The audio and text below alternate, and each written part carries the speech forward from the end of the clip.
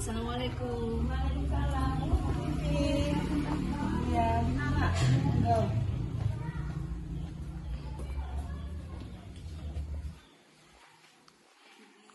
Ini saya ada tugas dari LPSCGP untuk melakukan wawancara dengan kepala sekolah tentang pengambilan keputusan berdasarkan nilai-nilai. Ibu, saya ini mau izin mau melakukan wawancara kepada kepala sekolah untuk tentang pengambilan keputusan berbasis nilai-nilai kebajikan yang ada di RJ Lembaran 2 ini. Apakah Ibu bisa meluangkan waktu sebentar? Ya, bisa, monggo. Ibu, bagaimana Ibu mengidentifikasi kasus-kasus yang merupakan dilema moral, dilema dan rujukan moral? Cara saya mengidentifikasi apakah kasus itu termasuk dilema etika, ya, atau rujukan moral adalah dengan mempelajari kasus itu dan menyimpulkan kasus yang terjadi. Dari kesimpulan itu saya bisa mengambil keputusan dengan mempelajari. Namanya mempelajari. Iya. Nah, selama ini bagaimana Ibu menjalankan pengambilan keputusan di sekolah ini, terutama untuk kasus-kasus di mana dua kepentingan yang sama-sama benar atau yang sama-sama mengandung nilai kebajikan? Selama ini yang saya lakukan adalah dengan musyawarah yang melibatkan semua dewan guru dan staf. Jadi kalau ada kasus yang harus saya ambil keputusan, saya musyawarahkan. Dan musyawarah itu kemudian kita ambil prioritas mana yang harus kita dahulukan. Selain itu juga kebermaknaannya atau manfaatnya atau tujuannya nanti apa. Jadi yang paling utama adalah melalui musyawarah. Langkah-langkah apa yang biasanya Ibu lakukan selama ini untuk mengatasi kasus dilema etika atau rujukan moral ini? Yang pertama adalah identifikasi masalah. Identifikasi masalah itu mungkin juga saya tidak hanya mendengar dari satu sisi, Bu, karena kita harus kalau dalam agama Islam bertabayun, ya, konfirmasi. Jadi saya harus melihat dari banyak sisi, dari beberapa pandangan juga. Kemudian setelah diidentifikasi, kita juga mendefinisikan tujuannya apa. Kemudian setelah tahu tujuannya, kita juga yang saya lakukan mencari alternatif, evaluasi alternatif. Mungkin kalau tujuannya ini lebih baik ini. Setelah itu kita ambil keputusan. Kemudian setelah mengambil keputusan, kita juga mencari alternatif solusi yang lain. Kemudian evaluasi dari solusi itu dan keputusan yang sudah saya ambil. Seperti itu. Menurut orang lain tidak, sehingga orang mungkin atau pihak tertentu memberikan tekanan. Kemudian yang kedua, tantangannya adalah perubahan nilai di masyarakat. Mungkin yang dulunya dianggap tabu, sekarang tidak. Adanya perubahan nilai itu juga merupakan tantangan.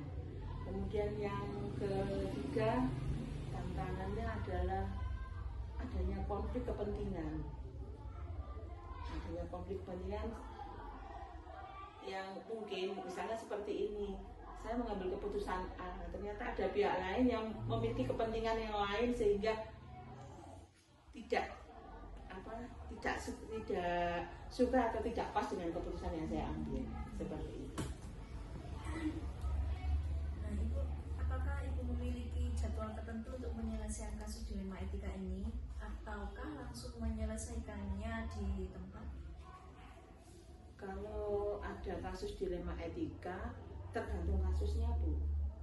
Kalau misalnya kasusnya urgent yang harus segera kita selesaikan, kita ambil keputusan, ya saya bisa mengambil keputusan di tempat.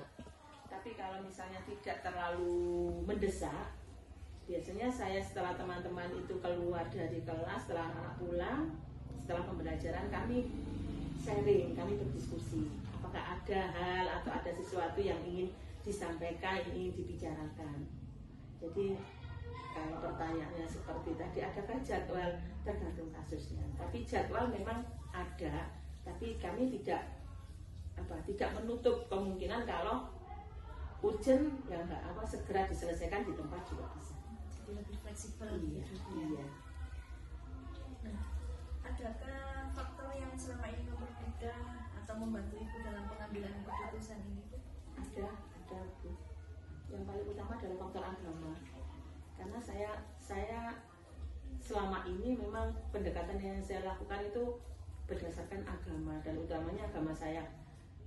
Di sini di SDN Baran 2 ini bukan mayoritas sih, 100% beragama Islam. Jadi itu lebih memudahkan saya dalam mengambil keputusan. Tetapi kalau misalnya tidak 100%, kalau misalnya ada yang beragama selain agama yang sama dengan saya juga bisa mengambil keputusan berdasarkan agama dengan mungkin permisi dulu atau minta maaf dulu, karena kita mayoritas adalah agama Islam, dan juga mungkin kasusnya ini juga bisa dihubungkan dengan agama Islam gitu. Kemudian yang berikutnya yang mempermudah adalah latar belakang sosial, karena di sini mungkin sebagian besar latar belakangnya sama. Tidak apa-apa. Saya juga mohon maaf mungkin ada jawaban yang kurang pas atau apa, tapi memang kenyataannya seperti itu di sekolah kami. Ya. Nah, saya mengucapkan terima kasih telah menyediakan waktunya, dan ini juga pembelajaran untuk saya. Semoga jika nantinya saya menjadi pemimpin, dan sekarang juga pemimpin pembelajaran, dan saya menjadi pemimpin, saya akan melakukan pengambilan keputusan seperti yang Ibu sampaikan, dan bisa menjadi contoh bagi saya. Insya Allah bisa, Bu Bibi. Insya Allah. Semangat. Yang penting ada semangat dan berpikir positif. Ya, karena saya semangat. Itu selalu takut sebelum melangkah gitu, Bu. Nanti kalau saya mengambil keputusan A, kok ya opo kok liyane gitu. Jadi memang harus ada tahap-tahapan seperti yang Ibu sampaikan tadi tentang identifikasi masalah. Iya. Tapi dari semuanya itu ya, yang penting adalah kita berusaha sebaik-baiknya, hasil Allah yang menentukan. Iya, memang musyawarah itu penting ya, Bu ya. Musyawarah, jadi kita tidak bisa mengambil keputusan sendiri, karena ini yang memang harus dipertanggungjawabkan. Iya. Nah, baik Ibu, terima kasih. Saya mohon undur diri. Terima kasih atas waktunya. Ya, sama-sama. Titip salam ke teman-teman di Ya, SD Baran insya 2. Allah. Terima kasih telah menyediakan waktunya, tempatnya, dan jamuannya. Terima kasih. Mohon maaf merepotkan, Bu. Assalamualaikum warahmatullahi wabarakatuh. Waalaikumsalam.